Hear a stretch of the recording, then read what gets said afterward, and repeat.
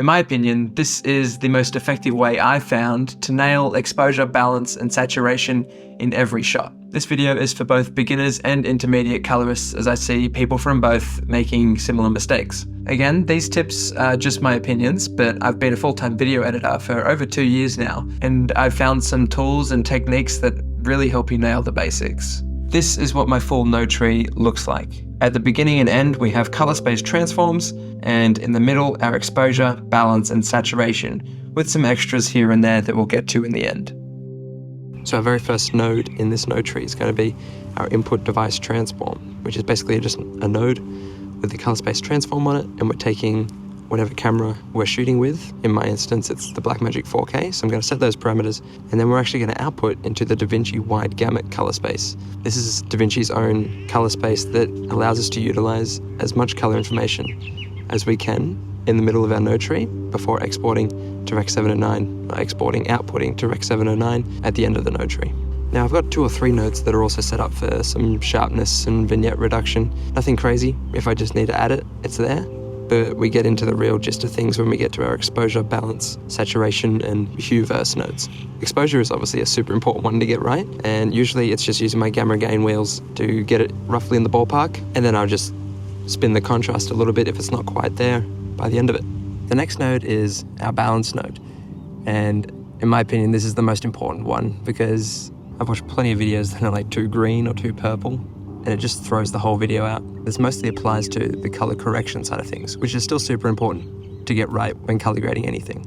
Now, the one and only tool I'd ever use for balancing footage is the vector scope, right? Because it shows you where your colors are in relation to how saturated they are and what hue they are. The center of the vector scope is going to be 0, white, desaturated, no hue, no color. And the further out you get, the more saturated you get. So we'll be using this for the saturation node too. But the color balancing side of things, the process itself is actually super easy. You might think we jump into our primaries and use the global wheel to manipulate all the colors in the image and get them centered again, or you might jump to the temperature and tint nodes, but we're actually going to jump into the HDR palette. I don't really use any other features in here other than the global wheel, only because the global wheel and the HDR palette as a whole treats the footage like a camera would. The exposure, the saturation, it's all adjusted so naturally. So I'm going to pull up 2 examples here, one using the primary global wheel and the other using the HDR palette global wheel. And you'll be able to see just how much of a difference it makes, especially in the shadows and the highlights. The primary's global wheel, for some reason, it muddies up the colors in whichever way you're trying to push the image. If we're trying to make things a little cooler, you'll see the shadows get this weird blue, purpley effect. But if we use the HDR palette, the global wheel, it does it perfectly every time, even for like the most extreme circumstances. If you have, say, rooms with super tungsten lights and you need a proper white balance that's really clean, it's perfect for it. Now the saturation one is the only one that's a little complicated to set up. Once it's set up and you have your Powergrade sorted, then it's really easy. How we're going to set it up is by right-clicking on our node and selecting the HSL color space, which is basically our hue, saturation, and luminance color space. And these are separated into their respective channels, right? Channel 1, channel 2, channel 3. Now in this node, we only want to affect the saturation channel, right? So we can actually right-click again and turn off channel 1 and channel 3. And now we have a node that's set up only to work in a saturation environment, right? We can't affect anything else other than saturation. I tried a few other things and they all went super funky, but the gain wheel is perfect. That's what we're going to use now to control our saturation. Feels a little strange at first, but you'll get the hang of it. Once this is set up, all you have to do is go onto your saturation node and use the gain wheel to control it however you like it. Now the reason we do this is because the saturation control just in your normal primaries window has a weird tendency to brighten the image or make certain colors a little more vivid than they should be. But using this node adds saturation in a very film-like way. I'm talking actual proper developed film, almost to the level of color density. It's increasing saturation and nothing else. It's really nice. And then when we're going out, we're just using another color space transform to take us from our Davinci wide gamut intermediate color space and outputting into Rec. 709 gamma 2.4. So to recap, we're bringing in our camera footage into the Davinci wide gamut color space. We're using our exposure to set it right, gamma gain, and a little bit of contrast. Our balance node is in our HDR palette global wheel. It's going to give us the most effective manipulation of our colors without muddying any shadows or highlights. And then in our saturation node, we'll have it set up so that it's only working in a saturation color space.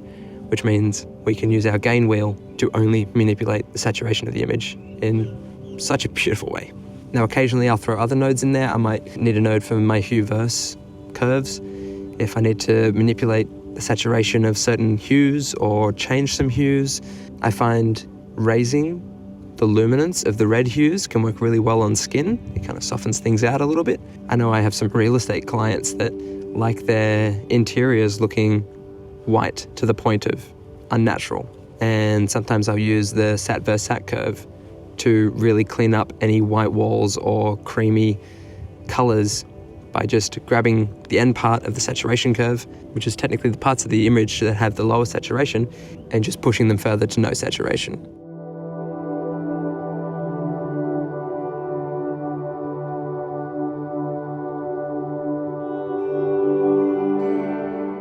The sun's going down, which is perfect timing because that's pretty much it. That's literally the whole node tree setup. It's like 3 basic nodes, a couple of extras if I need them, sharpness, vignette, Hue VS, and like I said, but that's pretty much it.